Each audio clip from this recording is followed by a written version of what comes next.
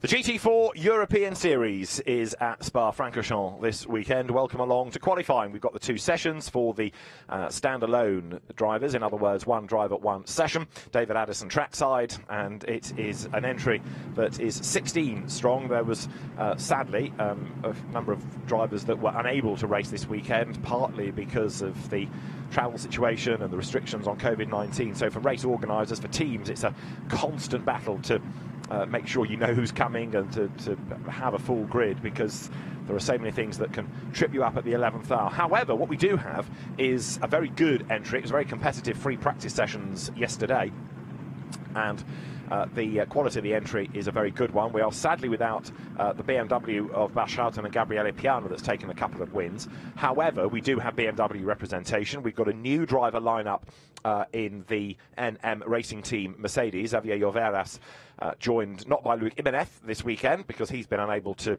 travel to Belgium, but by Rafael Villanueva, former Formula 4 racer and a very quick young guy. So he's going to be a man to watch, and he will, I think, make quite a difference in that car. The circuit wet, as you can probably detect, the cars being told they must have their lights on. The pit lane is, at the moment, full of Formula Renaults, so as soon as the GT cars leave, now the session is live, the Renaults get out of the pit lane, and Spa becomes slightly easier for the race officials at the bottom end of the pit lane. So the very, very smart Porsche 718 Caymans, followed by the Aston Martins, followed by one of the two Chevrolet Camaros, rumble their way up the hill. They're going through the blue and black Porsche Cayman. That's the car of Jan Kasperlik and Bastien Bus that could be on to win the championship this weekend. It is a car that runs in the Pro-Am class. It has won 3 overall races on the bounce consecutively, and it has taken 6 class wins over the course of the season. Jan Kasperlik, an experienced driver, but Bastien Bus has looked really, really impressive coming into GT4 this year.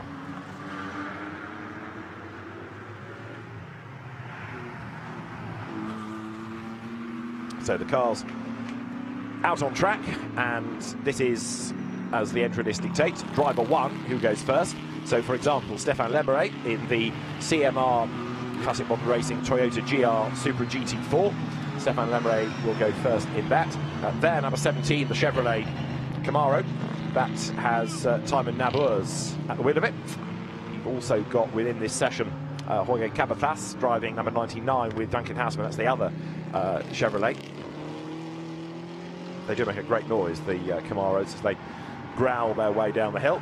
And the car's out on track then. So at the end of the next lap, we'll start to get a proper flying lap time. We talked about it in the context of GT3 last night here at the Total 24 Hours of Spa. It's surprising just how much time you lose before you've done a lap time, because you've got this out lap before you can even start a flyer. Then it's a long lap anyway, because it's a long circuit and it's wet, so your pace is slower. So out of 20 minutes of qualifying, you're probably looking at around about 13, 14 minutes before we get any hint of representative lap times. The races, of course, are 1 hour in length.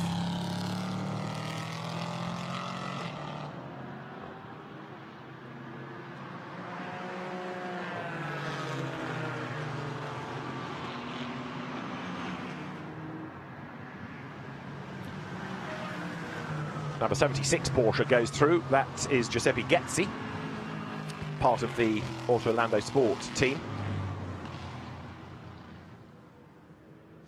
And onto a flying lap they will come in a moment. You've got 3 classes, as ever, within the GT4 European Series. There is the Silver Cup, which is effectively for the 2 young guns.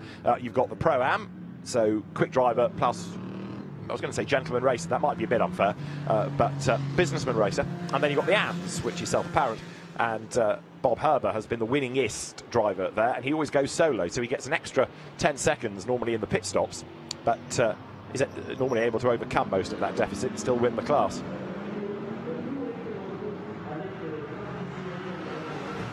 So there, Théo Nouet sets off downhill, and Nouet sharing the car with Valentin Asclot, but he drives this session alone, flicks through Eau Rouge, up the other side here through Radion. That's the key part of the circuit where track limits are being monitored. The GT4 European Series, which has a new race director for this year in the British official, Steve Burns, very experienced clerk of the course in the UK and race director. And his main concern, like it is for GT3, is Radion, but also he's having a look at turn 17, which is Blanchiment. If you make a small mistake at the exit, that just about gets away with it, but it's mainly Radion that is the key area.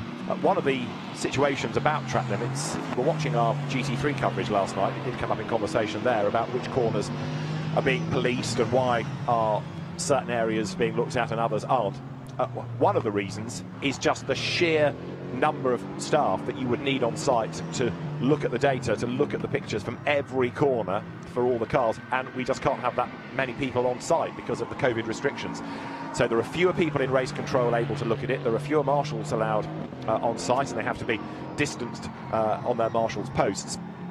And so you have to make a call, which is the key area where people are going to take liberties, and it could be dangerous, and we know that happens at Radion because of incidents in the past. So it's been decided that is the main focus for the GT cars, and the attention is there. Plus, there are side issues, like if you can't police it properly, what's the point of trying to police it? Because you penalise some and not others. So concentrate on doing it at one vital area. Of course, the other thing about cutting Radion is that it's easier on the driver. You don't have the same directional changes if you straight line it, which is what they're trying to do, so it's easier through the body. Now, Theo Nue is the man that we're looking at, and he is going for it, clearly. He had done absolute bests in sectors 1 and 2, but now Stefan Lambert has gone even faster in the first sector, 47.3 into Blanchiment. He turns. Stefan Lambert in the Toyota will be through after this car, so the Aston Martin with the road to itself now coming down towards the bus stop, which has been reprofiled a lot over the years. And how about that for track limits? Way up the curve on the inside. But if you're brave enough to get on a wet road on a wet painted curb, then fair play to you. Theo Nue sets the target time then. He goes over the line, 2:52.707. But Stefan Lambert, I suspect, will go quicker. Have a look in the background. Well, there is the Toyota going very, very wide indeed. And Lambert crosses the line and does go quickest of all, 2:51.815 now.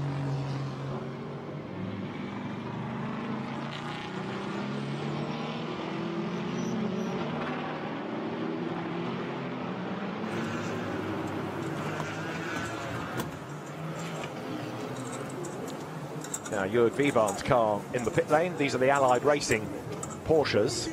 Are they considering going out late when the road is drier? Possibly, possibly.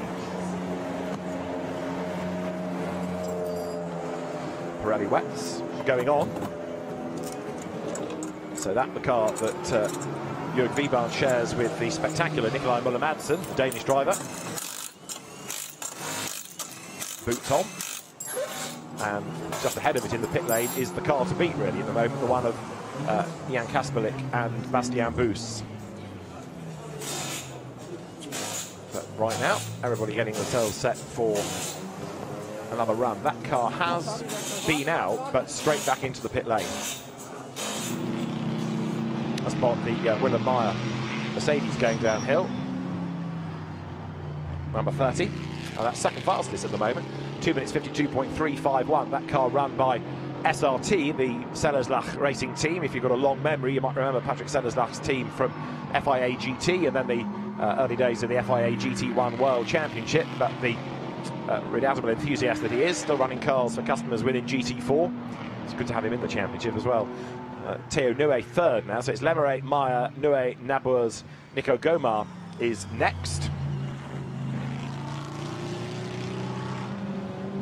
But all of these big grunty cars, limited aero, is ideally the right situation, I think, for these cars, because they can slide and you can see the drivers working. I have a vivid memory of being at the Nürburgring for a race on a greasy, damp circuit like this, and every lap Duncan Houseman sideways in the Camaro coming out of the Coca-Cola curve onto the pit straight. It was quite something, and it might well be that we have a similar situation when you get the quicker drivers in the pros for the second session, because they'll be pushing on that much harder and being able to work the cars. Right now, though, there is Willem Meyer. We're getting a warning for Stefan Lambert about track limits, and he cut turn 6 apparently, so that's Les Combes, where the chicane, if you work the curbs, you've got a bit of tarmac behind it, so liberties are being taken. You can perhaps try and excuse it away that, oh, you know, the track was wet, a bit greasy, went off the road, made a mistake. But if you benefit from it, and all the data is there, then penalties could come. Teo Nue, though, in the AGS Aston Martin, has gone to the top of the times. 2 minutes 50.590. Willem Meyer goes back to second on a 2:51.535. And Stefan Lambert down the times, and the lap that he's on has been cancelled. Not by him, but the lap time will not count. So the corner cutting at turn 6 means that this lap, and of course because it's a long lap, you can do this, you can warn the driver that the lap time is not going to count. So Stefan Lambert is going to finish the lap shortly, but it's not going to count for him. So the lap time deleted for Stefan Lambert.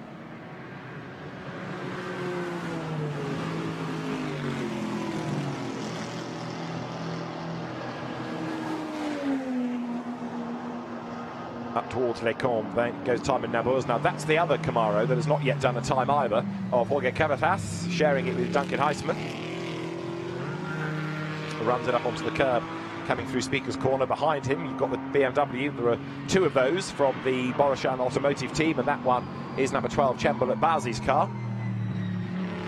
The Formula Renault eSports champion in the lockdown months.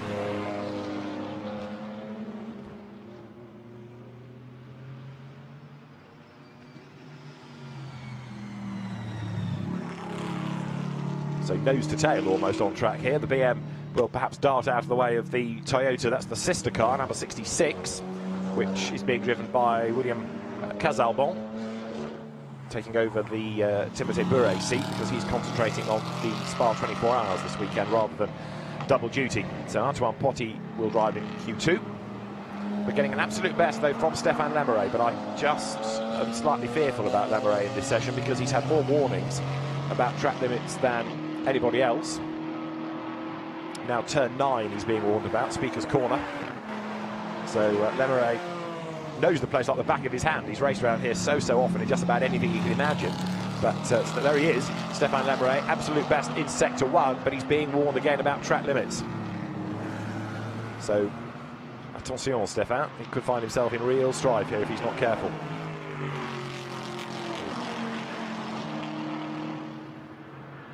The Supra yet to win, but going strongly, that car. There's of course examples of the GL Supra in the British GT4 class within British GT that comes to an end at Silverstone in 7th, 8th November weekend. Jenson Button Racing, not in the Toyota but in a GT3 car, but there'll be an example of this on the grid there. And Stefan Lambert aborts the lap, so having done 2 purple sectors, gets out of the way, lets people go.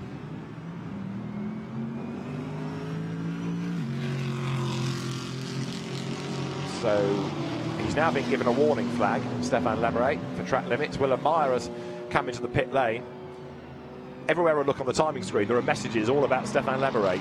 Must respect track limits at turn 9, warning flag for disrespecting the track limits. So Steve Burns, the race director, I think is having a sense of humour failure here about Stefan Lambert, and perhaps with good cause if he's got all the evidence as he will have from race control, with all the cameras, with the television pictures as well, and the marshal's reports. And if it keeps coming up, car 8 off the road, car 8 the wrong side of the curb, then there's not much you can do but take action. So Lambert then has had 2 official warnings, never mind the time's been cancelled. So there is Tymon Nabours ahead of Stefan Lambert on the road. Xavier Lloveras with the Mercedes, number 15, a race winner on 2 occasions this year. He has now gone up to second fastest. And Lambert, absolute best in the first sector. That's out of Les Combes, up the curve. And the messages that are on the screen about him relate to a previous lap. So far, so good for Stefan Lambert. We've had another improver, which was whom? Bob Herber's up to 7th. William Casalbon, yes, in the other Supra, is up to 9th.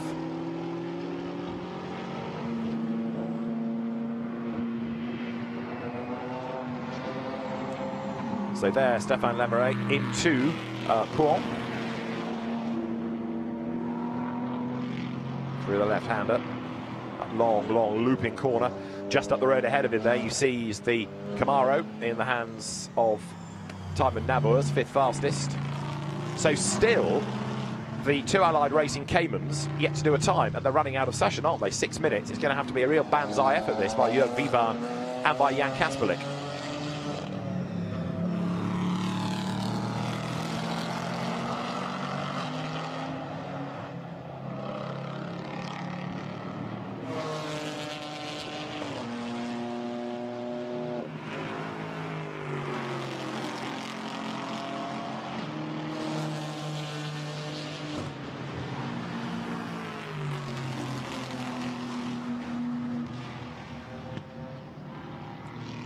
So 5.5 minutes on the clock, and out onto the circuit has gone Kasperlik, and he's now done a time. So he's got up to 4th fastest. Number 22, Jan Kasperlik, and 21, Jörg Wiebahn is on the circuit as well. So everybody now finally is out there, and Lambert once again, look, abandons the lap. I thought he was going for the pit lane there.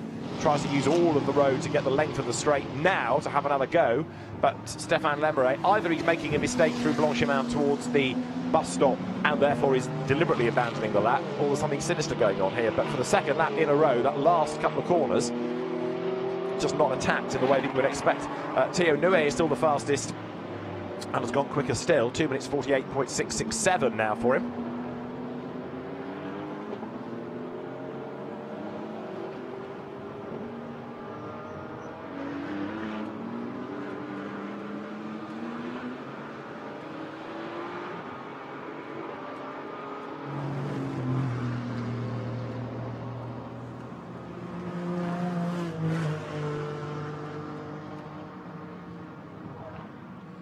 There is Giuseppe Getzi's Porsche. The Porsche's not really sparkling in this session, it's got to be said, but let's see whether as the road dries, the mid-engine cars can come good.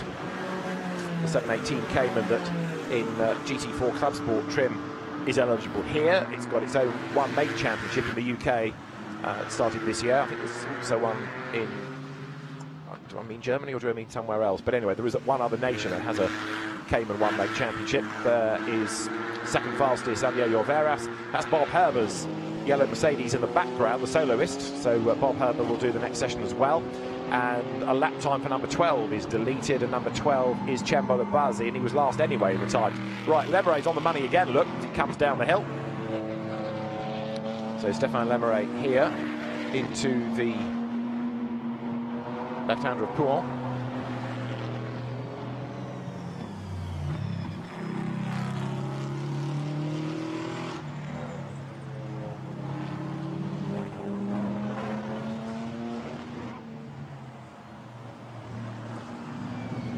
And Lambert, but it's Murphy's Law, is going to catch up to traffic if he's not careful here.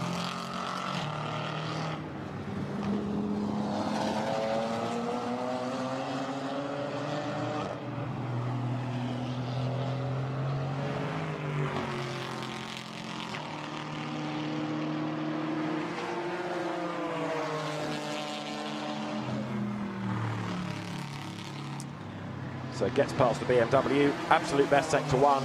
Personal best in sector 2. He's got to try and get into the mid or low 2 minute 48s now to put himself up at the top of the times.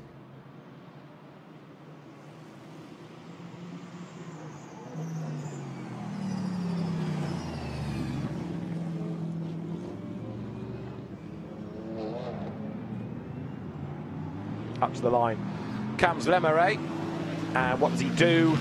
2 minutes 49.659, second fastest then for the Toyota, but nearly a full second down on the top time in the session.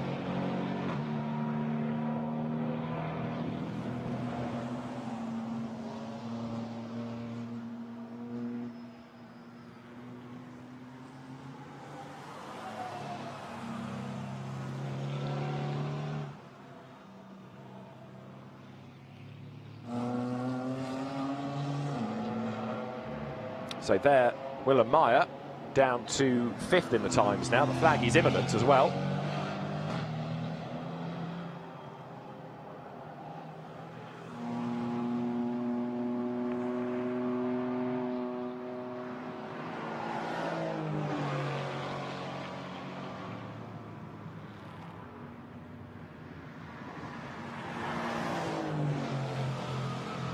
Meyer here, with the road a bit drier, might yet be able to improve.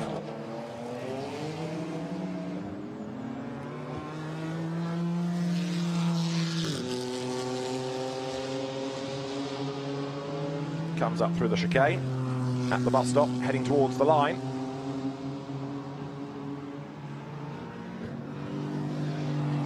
Goes through and goes fourth fastest, so that puts him ahead of Nico Gomar on that lap.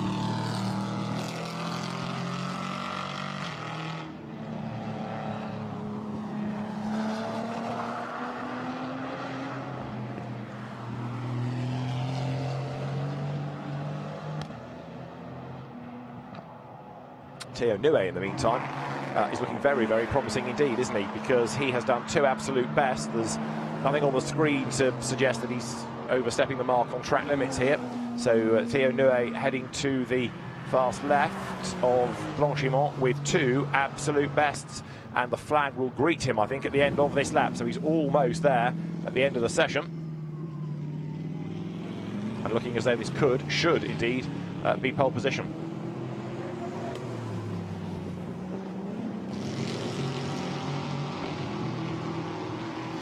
So here he comes, up towards the timing line now. And is this pole? Theo Nue was quickest anyway, and that is faster yet, 2:47.618, perfect lap, 3 absolute bests. And what a way, with the road getting drier all the time, to end the session. Jan Kasperlik's Porsche 6th, and teammate Jörg Wiebahn 9th. And the cars now will do a lap back into the pit lane ready for Q2. But a very, very good job done that by Theo Nue.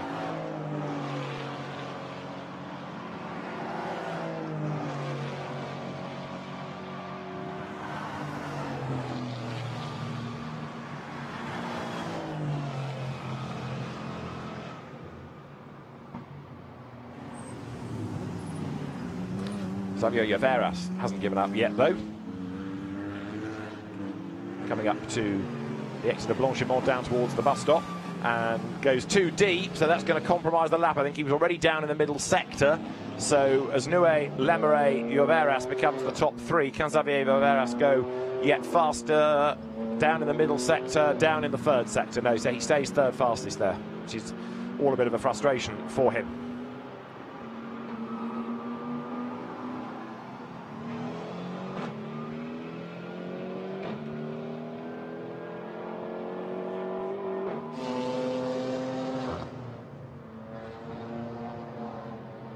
So at the end of the session, Theo Nue it is, who is the fastest.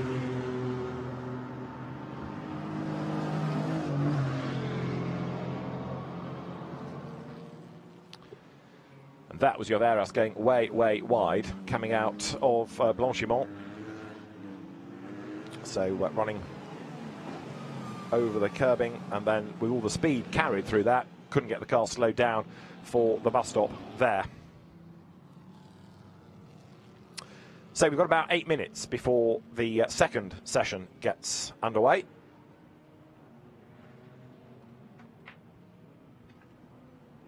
Drivers, of course, need to bring the car back to the pit lane. Then they will do the driver change, put their teammate in the car.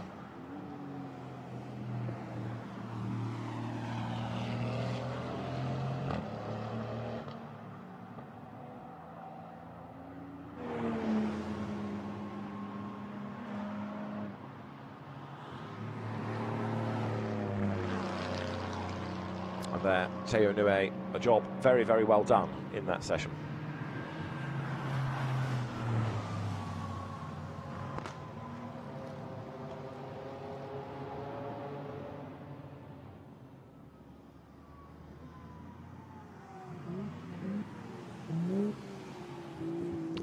So the Aston Martin, which has had success this year with a race win at Misano, is going to start on pole position for race 1. Theo Nue doing the time and being in the end 1.6 seconds faster, a massive margin over Stefan Lambert. Xavier Lloveras 3rd from Willem Meyer and Nico Gomar 5th. 6th, Jan Kasperlik ahead of time in Nabours. Then it was Wilfried Casalmont ahead of Jörg Wiebahn, Jorge Cabezas from Bob Herber, Faith Ayan ahead of the Swedish driver Joachim Walder, Dario Cerati outpacing teammate Giuseppe Getzi, but a long way back, surprisingly, is Cembol at Fazi The BMW didn't do many laps, it must be said. Did spend a bit of time in the pits, but you'd have expected that car, especially with him at the wheel, to have been faster. So, plot thickens there.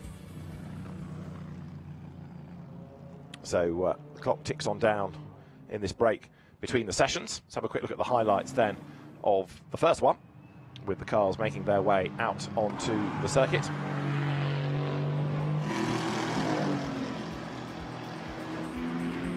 Stefan Lambert was quick early on, but also kept rather irritating the officials.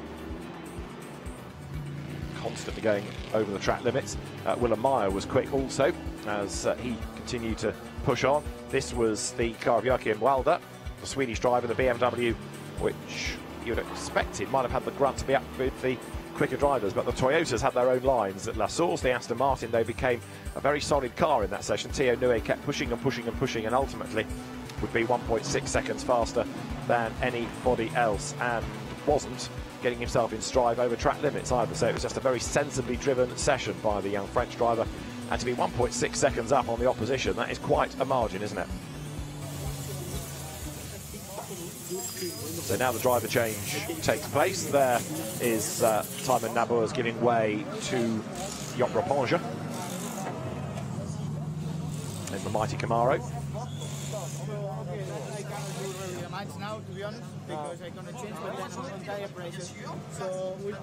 Drivers having their boots dried so they don't slip on the pedals, which makes perfect sense. What you used to see people with an overshoe, so they put the boots in it, have this little overshoe, and as soon as they were ready to get in the car, kick those aside, dry boots to go on the pedals, because the last thing you need is for the foot to slip off, especially a brake pedal when you're leaning on it very, very hard indeed, especially around here. So it's surprising in a way that actually those have gone out of fashion. Driver on board then, Joop Raponge, the former kartist in his first season of car racing. That's Bob Herber's Salazlach Racing Team Mercedes, the Dutch driver, set ready to go.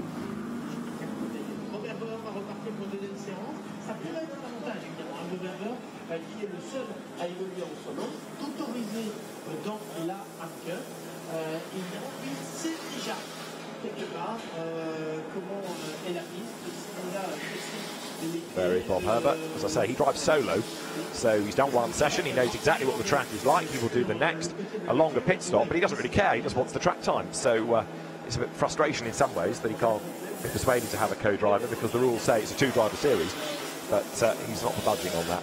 That's the sister car that now goes from Willem Meyer to Esteban Muth, busy esports racer in lockdown, but a relative newcomer, the Belgian, to real-world circuit racing.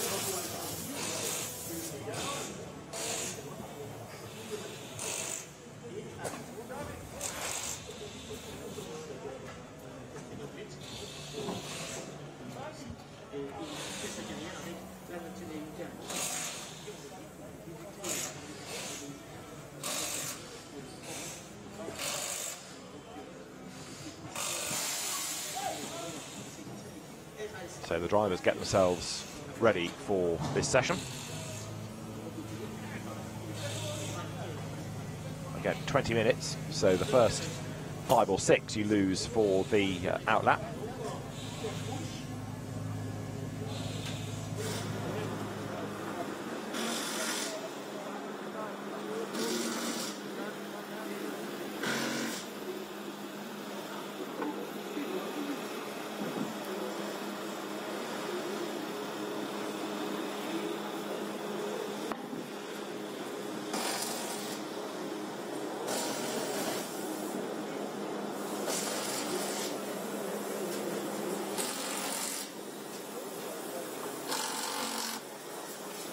Then number 98, the BMW, that will now be given over to the slightly quicker Alfred Nilsson.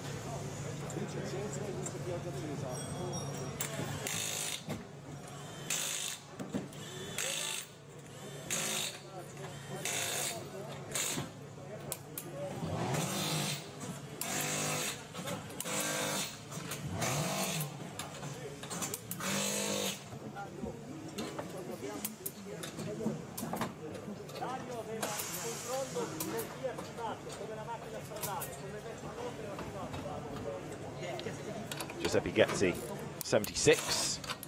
We'll hand that car over to Andreas Mayel.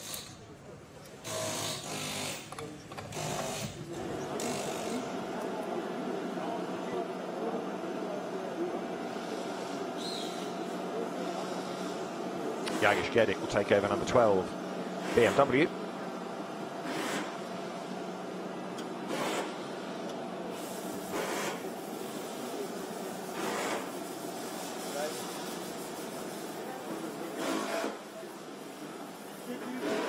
And number 13 is Ibrahim Okiai to do this session. Faith Ihan has just been out, so the transponder will be flicked into the new position, and in 30 seconds time the cars will go down the pit lane and we'll be in business.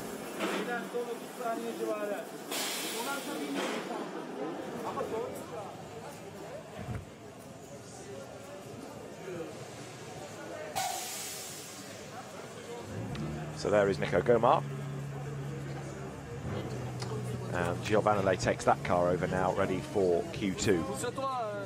So Gail Casterly will drive number 8 Toyota.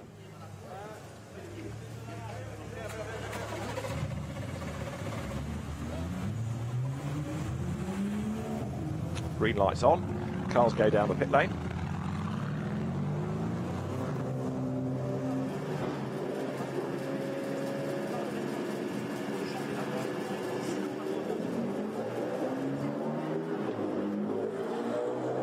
Wilfried Casalbon gives way to Antoine Potti in 66. So that car you can anticipate, I would have thought, to go faster now, because Antoine Potti is the regular driver of it.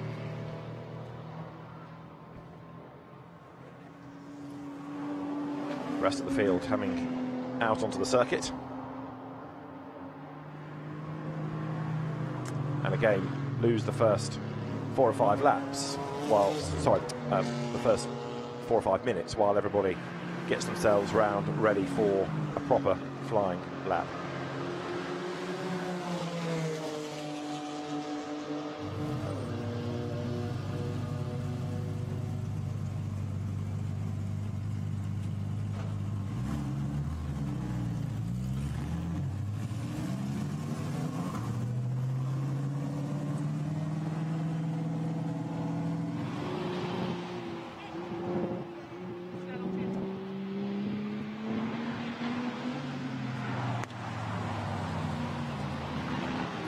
So the field out onto the circuit.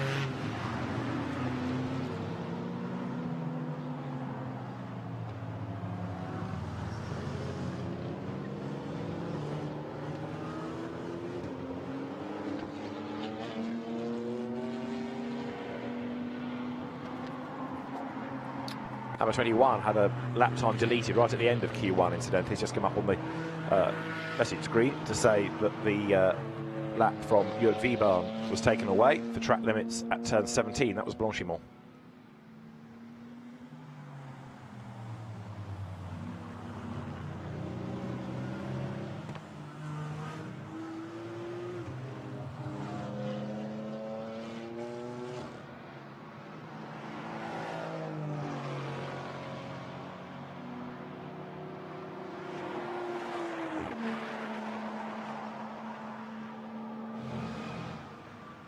So the outlap cycles through.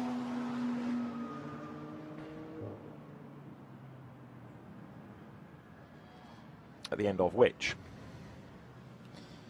we'll start to get the cars onto a proper flying lap. And we'll see whether or not it's going to be another good session for the Aston Martin. It should be, actually.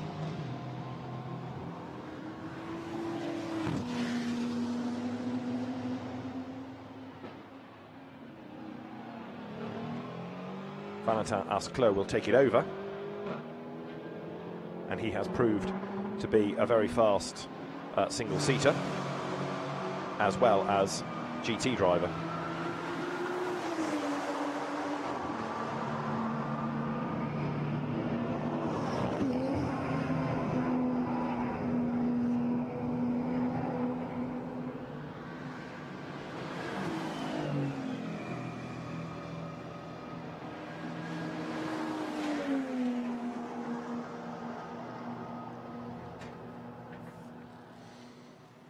Gael Castelli at the wheel of number 8 there.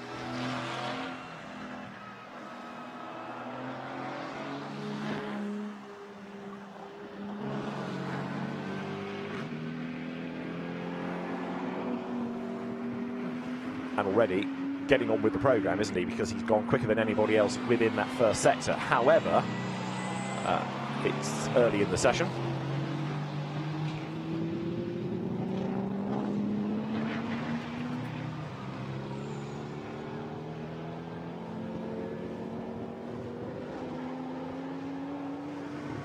And there is Gael Castelli now heading down the hill towards Pouhon once more.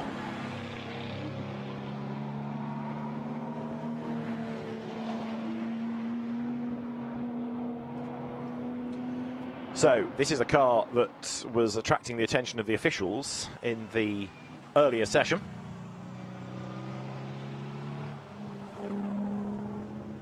Largely for the track limit abuse from Stefan Lambert. Let us see what happens to Gael Castelli in this session.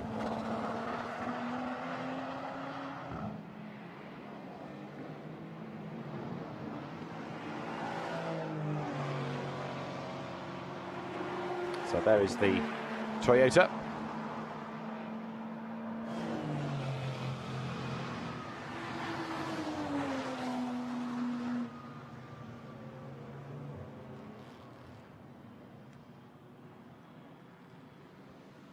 Two absolute bests, but at the moment you've got very little to really gauge this against. And in fact, Gilles Vannelet is also doing good sectors, and so too is Antoine Potti. So Gael Castelli, I think it's fair to say, is going to do the target time right at the very start of this session, but that's not to say that it will necessarily stay his way, because you've got other quick cars behind. In fact, Rafael Villanueva's Mercedes had briefly gone the fastest on a 2:51. Gael Castelli's Toyota does a 2:48.8 now as he goes across the timing line.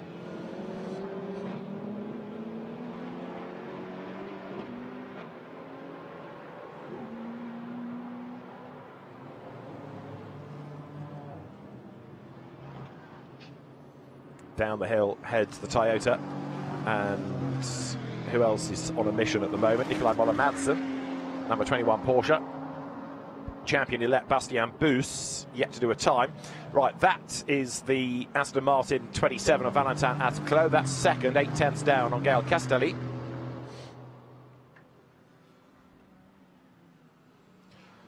And Nikolai Moller-Madsen is currently third, with Gilles Vannelet's, in fact, having done an absolute best in the first sector in the sister Aston on that previous lap. So he's pressing on nicely.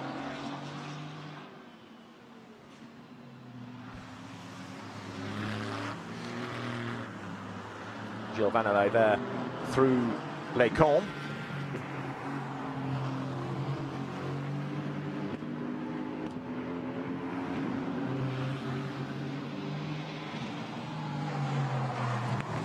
So Castelli, Attelot, Moller-Madsen. Duncan Heisman is going to be one to watch as well in this,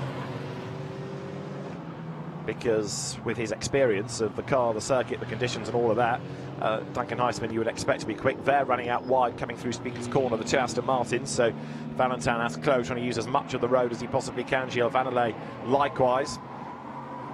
There's 89, so Gilles Vannelet, who to be fair to him, runs in the AM class. He's a very, very experienced driver, but he's not necessarily pitching for an overall win, as way out wide out of Pouhon. There goes Valentin Attelot ahead of him. Moller-Madsen third.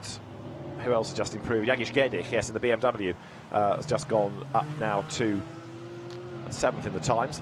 Bastien Bus and Antoine Potti are the two yet to do a time, but they are out there.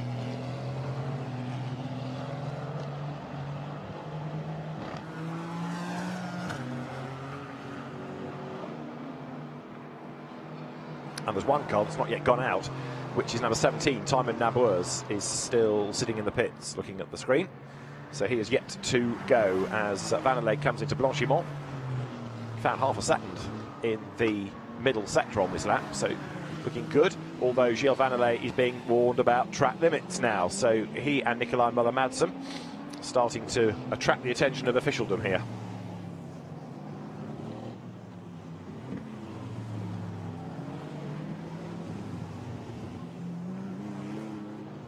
Up to the end of the lap comes Vanelay, and the lap time that he's about to do is going to be deleted. So for track limit abuse, that lap for Gilles Vanelay is not going to count. Behind him is Valentin Asclot, who goes quickest. The lap that he has done is a 2:48.496. So Gilles Vanelay not improving, and Valentin Asclot does a 2:48 to be quickest. There's another driver having a lap time taken off them, and that's Nikolai Muller-Madsen.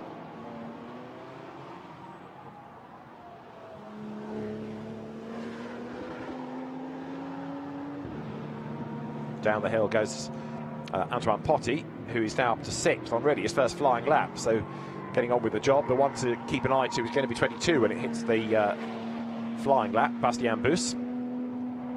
We're at the halfway point already in this session as Antoine Potty, wide at Pouhon, comes now down to the Piff Paff.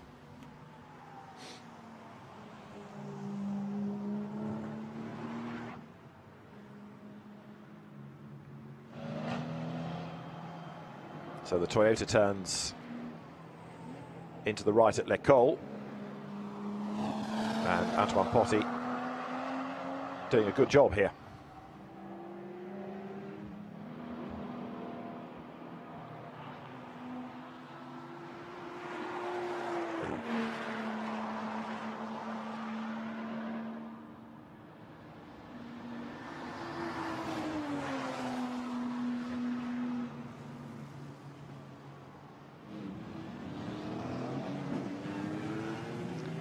So more lap times, as I say, are attracting the attention of the race officials. Antoine Potty here comes now into the chicane as Valentin Asclot remains the fastest. Alfred Nilsson's BMW number 98 has just jumped up to 6th fastest on the 2 minutes 50.6. Antoine Potty goes 3rd, so the Toyota improving, 2 minutes 48, and the sister car of Gael Castelli has just done an absolute best within the middle sector. There is a lap time being deleted for number 13 as well, Ibrahim Okiai's BMW. Right, there's the championship leading car, number 22. So Bastien Bus yet to do a time. We've got a yellow flag out though in sector 1. So as up to the line goes Bastien Bus. 15th he is. Is this the reason for the yellow? It sure is. And around goes Andreas Mayel, right ahead of Duncan Heisman, who has to take not overly evasive action, but just work himself up a little bit, finding a rotating Porsche ahead of him.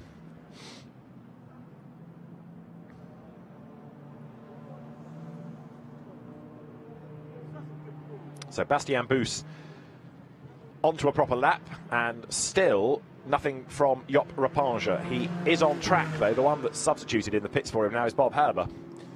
So Bob Herber is in.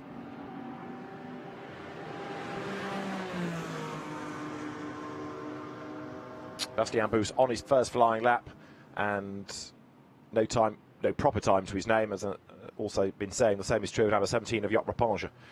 So there is Bastien Bus, Carter to cars, and has been mighty impressive in the championship this year, adapting to the car, the circuit, the discipline of double driver races, and the Cayman then sets off downhill. We're one Cayman short, Ivan Jacoma's car not here this weekend, the one that he's been sharing with Joel Camathias this year. That's Antoine Potty, still 3rd fastest, and he's done the absolute best, as you see, the purple first sector. So Potty looking strong at the moment.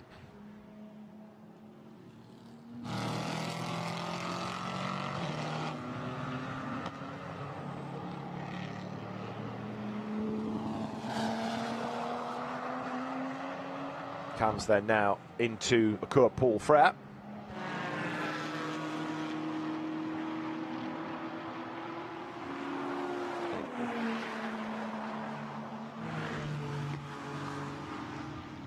And so here, Antoine Potty with an absolute and then a personal best, on target seemingly to improve. He's on the 2nd row of the grid at the moment, except it's a lap time being deleted. So it's for track limits at turn 9, Speaker's Corner. Antoine Potty, it's not going to affect things. It's going to be a deleted lap here as he comes up towards the timing line. It's one of the frustrations of modern day circuits with the runoff, especially here where the AstroTurf has been taken away, that you have this situation where the drivers push harder. So Antoine Potty will go 2nd, but then the lap time's going to disappear. So 002 on the Lumi rank, 2nd he is, but it's not I'm afraid, going to be a lap time that stands.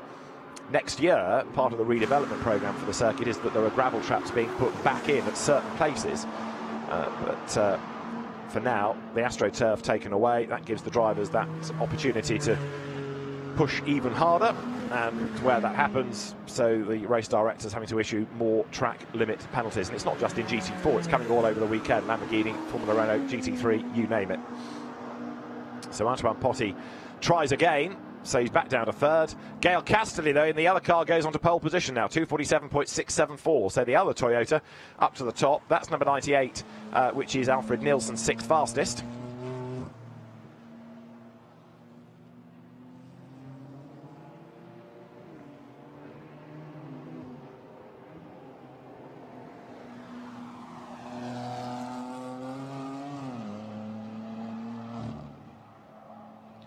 So Alfred Nielsen with 5 minutes on the clock. Comes now up through Cours Paul Frère on towards Blanchimont. And is this going to be an improvement? Well, he was good in the first sector, but he's down in the middle. So the Swedish driver, GT4 has always been quite popular in Sweden, presses on. That is Antoine Potti. Now, an absolute best again in the first sector. But there's yet another message gone up about him. Now, I think that was from a previous lap. Antoine Potti, I think this lap is going to be okay. So he comes now into the Piff-Paff.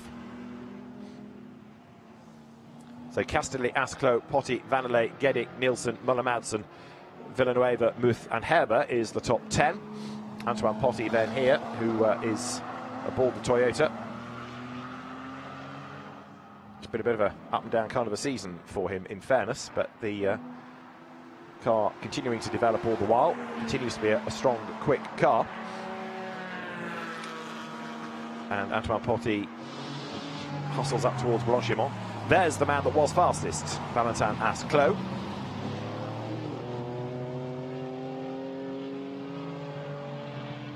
Comes then into Speaker's corner, and Valentin into Pouin with now an absolute best in the first sector to his name. Now, how is this going to affect things? Is that going to be an improvement to put him onto the top slot? Let's see come the end of the lap, because he started it well by being a tenth quicker than anybody else within the first sector.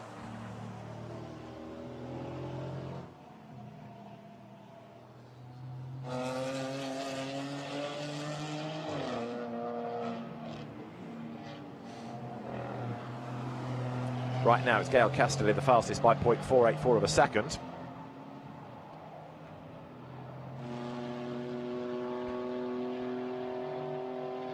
And there is Valentin Asclo accelerating now up through the approach to Blanchimont. The flag is going to be out, I would offer you, at the end of the next lap. So he's got this and one more within the session to go for. Somebody else getting on with the job. Nikolai Muller-Madsen, an absolute best first sector. And where is Bastien Bous? He's still only penultimate. So the Allied Racing Porsches flattering to deceive somewhat in this session, because neither of them are looking all that racy, it must be said.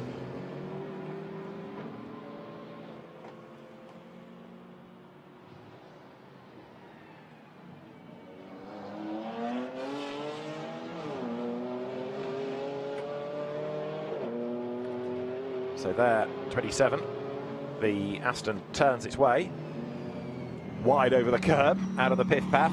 Valentin Asclo did go faster, 2:47.596. Nikolai Muller-Madsen is pressing on as well, and he, with an absolute best to his name, is where? 7th. Esteban Muth up to 8th in the SRT Mercedes. Vanelay pits, so he bails early from the session.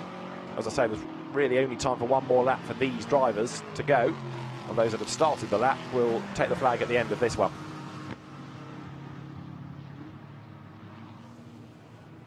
So Nikolai Muller-Madsen with Jot Rapinge ahead of him late into the session, but Rapinge 12th fastest in the end. And actually Duncan Heisman has flattered to deceive as well. He is only 11th, so the Camaro's not really revelling in these conditions. Up to the line comes Muller-Madsen, way wide he goes. And that's not really an issue for track limits because you're so wide, you're making the lap longer and penalising yourself. So that can go. Fourth fastest, that lap puts him 2 minutes 49.110.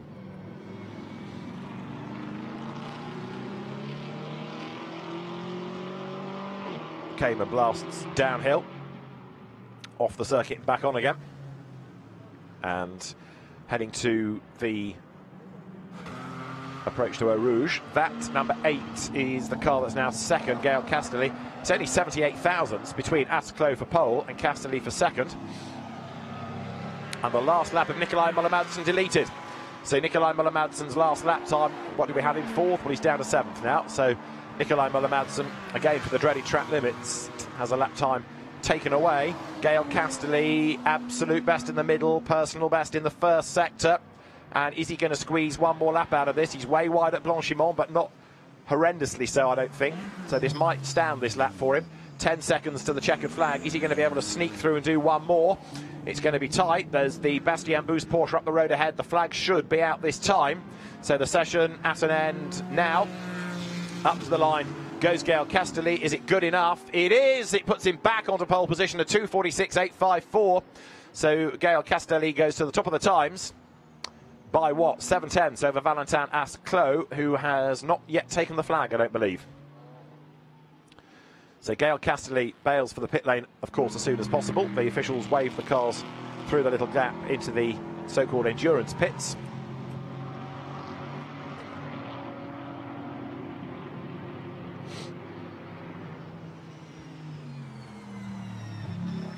And there Nikolai Müller-Madsen, frustrated, partly because he gave that last lap everything, and he's backed off for this, so he's going to end up 7th.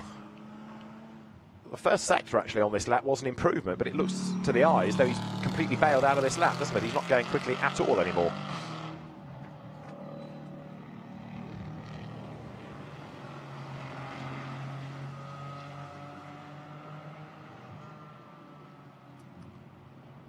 Bob Herber is as the one soloist over the line, 11th fastest. Duncan Heisman 12th, and that's Andreas Mayel, and he's on target for 14th.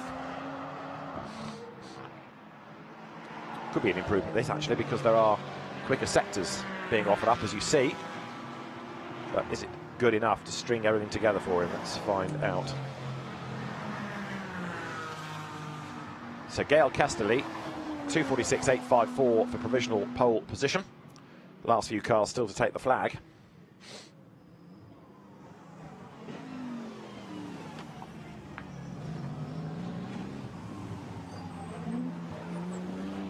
And Müller-Madsen, you see, slow right down there, gets out of the way.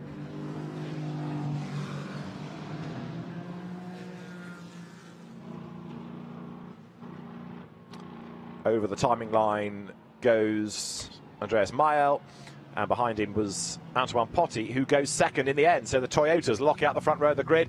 So Toyota 1-2. Duncan Heisman slithering his way up through the bus stop. The tail wags. The grip from the Porsche carries there, doesn't it? The Chevrolet looking a real handful. But Duncan Heisman goes across the timing line, and that lap was a slow one. I think it was an out lap actually, or a start-up lap, and he ran out of time. So Duncan Heisman ends the session, and will do so then in, what, 12th in the times. So Gael Castelli and then Antoine Potti right at the very end, making a 1-2 for the CMR squad with the Toyota GR Supras. This the order at the end of Q2 for the GT4 European Series. It is the Gael Castelli Toyota that tops the times, from Antoine Potti with Valentin Asclo third. Alfred Nielsen's BMW fourth, ahead of Gilles Vanelay and then Jagish Gedek. Good to have the BMs up there in Q2. Nikolai Müller-Madsen only 7th after incurring the wrath of officialdom from Esteban Mut, Rafael Villanueva and Ibrahim Okiai rounding out the top 10. Bob Herber 11th, ahead of Duncan Heisman and then Joop Raponge, the two Camaros together from the Porsche of Andreas Mayel. Champion-elect Bastien Boost a long way back and struggling just ahead of Maurizio Fondi.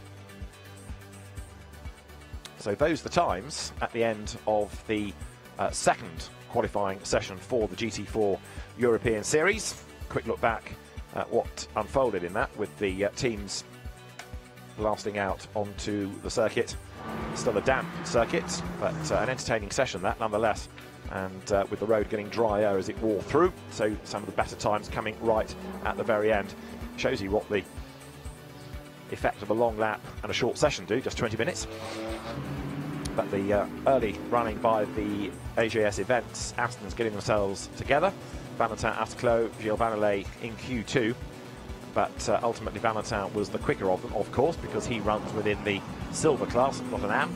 But then the spin for 76 Andreas Mayel put that car away around just ahead of Duncan Heisman, who had to bail out of that lap and negotiate an errant car. At the end of the session, it was Gael Castelli for the top, Antoine Potty second, a 1-2 for Toyota, and we're racing this afternoon. We'll see you then. Bye for now.